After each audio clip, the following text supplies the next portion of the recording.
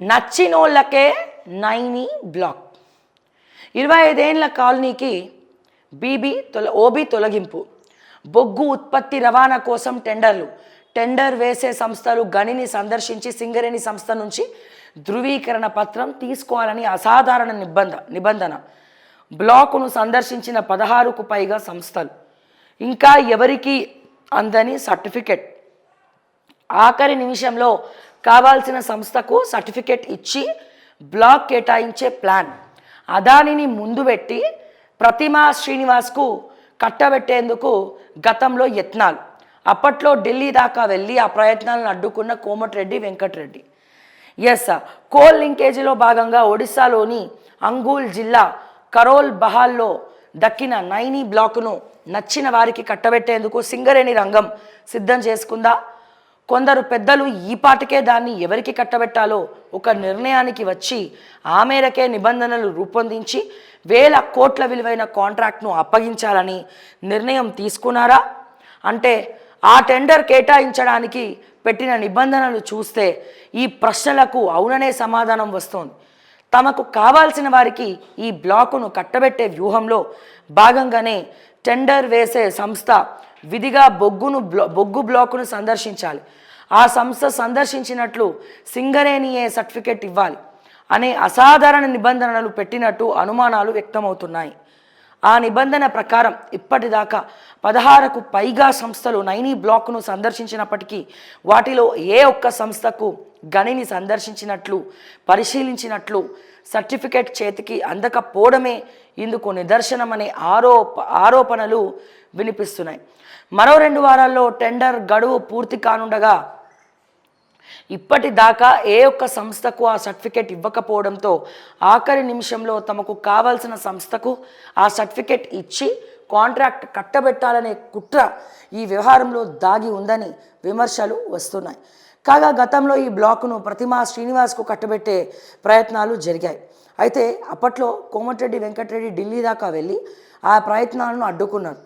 ఒడిశాలో Naini coal మైన్లో over burden బొగ్గుపై ఉండే మట్టి, ఇతర రాళ్ల తొలగింపు, బొగ్గు వెలికితీత, బ్లాక్ ఆపరేషన్ అండ్ మెయింటెనెన్స్ ఎంతో నిర్మాణ పనులు తీసిన బొగ్గును. అసలు సింగరేణి అంటేనే ఒక మాయ, దోచుకున్నోళ్లకు దోచుకున్నంత. మరి సింగరేణిని బీఆర్ఎస్ గవర్నమెంట్లో ఎక్కువ దోచుకుంది ఎవరు? సింగరేణి శ్రీధర్తో చేతులు కలిపి అక్రమంగా వెలికి తీసినటువంటి ఘటనలు ఎవరు? సింగరేణి ఎవరి చేతుల్లో పెట్టుకున్నారు? కల్వకుంట్ల కవిత చేతుల్లో పెట్టుకున్నారు. ఇది ఎవరిని అడిగినా, చిన్న పిల్లల్ని అడిగినా చెప్తారు. దీని మీద అనేక కథనాలు అనేక సార్లు వచ్చినాయి.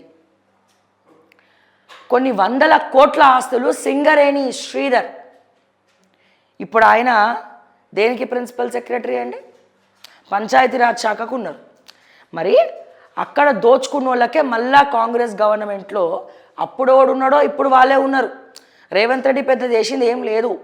దోచుకోవడం బాగా తెలిసిన వాళ్ళనే ప్రిన్సిపల్ సెక్రటరీలుగా పెట్టుకున్నాడు మిస్టర్ అనుముల రేవంత్ రెడ్డి గారు. వాళ్ళు ఎట్లా దోచుకున్నారో నేర్పించారు. ఇప్పుడు వీళ్ళకు కూడా ఎలా దోచుకోవాలో నేర్పించాలి కదా. సో అందుకని ఇటువంటి పరిస్థితిని తీసుకురావడం జరిగింది. సో ఈ సింగరేణి శ్రీధర్ నేను అంటున్నాను కాదు, వీళ్ళు మాట్లాడితే ప్రూఫ్లు ఉన్నాయా, గడిది గుడ్డు ఉందా, బందర్ లడ్డు ఉందా అని అడుగుతున్నారు కదా. నేనేమంటున్నా, ఇక మేము ప్రూఫ్లు ఇస్తే మరి మీరు చేసేది ఏముంది? ఇప్పుడు జర్నలిస్ట్ పాత్ర పోషిస్తారు. మా దృష్టికి వచ్చినవి ఒక స్టోరీ చేసి మేము కంటెంట్ చేస్తాం. మీకు దమ్ములు ఉంటే శాతనైతే మీరు వాళ్ళ మీద ఏసీబీ నిఘాలు పెడతారో, విజిలెన్స్ ఎంక్వైరీలు వేస్తారో వేసుకొని మీరు నిఘా పెట్టుకొని తీసుకోవాలి. ఇక మేమే పోయి వాళ్ళ ఆస్తులు బయట పెట్టి, మేమే పోయి కంప్లైంట్ ఇచ్చి, మేమే పోయి ఎంక్వైరీలు చేస్తే ఇక మీరున్నది ఎందుకు? మీరేం పాత్ర పోషిస్తారు? అన్నీ మేము చేసినాక సంఖ్యలు వేస్తారా అంటే వేయరు. పైసలు తీసుకొని అమ్ముడు పోయి కథ వదిలేస్తారు ఇక. సో ఇటువంటివన్నీ నడుస్తున్నాయి. సో అందుకని రేవంత్ రెడ్డి గారికి శాతనైతే ఈ సింగరేణి శ్రీధర్ అని పిలువబడే ఈ మనిషి ఇప్పుడు పంచాయతీ శాఖల ప్రిన్సిపల్ సెక్రటరీ ఉన్నాడు కదా, మీకు నిజంగా శాతనైతే ఆయన ఆస్తులేందో, మరి ఆయన చేసే వ్యవహారాలేందో, సింగరేణి ఎంతగానో కొల్లగొట్టిండో ఇవన్నీ కూడా తెలుసుకునే ప్రయత్నం చేసి యాక్షన్ తీసుకోండి. ఈయన మీద నవీన్ మిట్టల్ మీద ఏమి కాలే, ఉట్టి మాటలే. తర్వాత ఏం శాత కాదు, ఇక ఏం చేయరిగా, చేయలేరిగా.